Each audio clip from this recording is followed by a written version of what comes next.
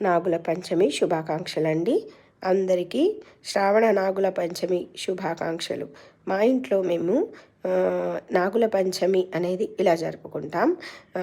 గోడకి పసుపు రాసి దానిపైన గంధంతో నాగేంద్రుని గీసుకొని దానికి పూజ చేసి గణేష గౌరీలకు పూజ చేసుకొని తర్వాత నాగేంద్రునికి పూజ చేస్తాం.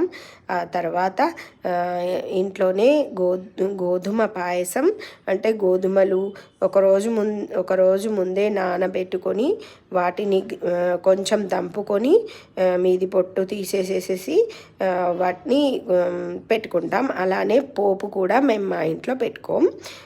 అలాగే పోపు కూడా ఒకరోజు ముందే చేసేసి పెట్టేసుకుంటాం.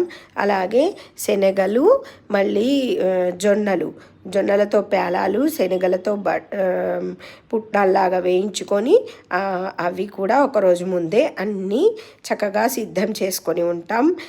వత్తి దూదితో పాలు, గోడకి పాలు అద్ది ఈయనకి పాలు అద్దడం అలా అన్నీ చేయడాని కోసం అన్ని రకాల వస్తువులను ఒకరోజు ముందే, కూరగాయలు ప్రతిదీ అన్నీ ఒకరోజు ముందే కట్ చేసేసి పెట్టుకుంటాం. ఆ రోజు ఏవి కూరగాయలు కానీ ఏవి కట్ చేయము.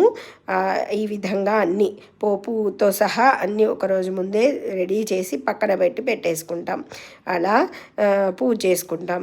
ఈ విధంగా పూజ చేసి నైవేద్యం అనేది చేసి గోధుమ పాయసం చేసి పాలు పోసిన తర్వాత నైవేద్యం పెట్టి తర్వాత పుట్టకు అనేది వెళ్తాం. పుట్టలో పాలు పోసి వచ్చి అప్పుడు భోజనాలు అనేవి కానిస్తాం. ఆ విధంగా మా ఇంట్లో నాగుల పంచమి పూజ చేసుకుంటామండి.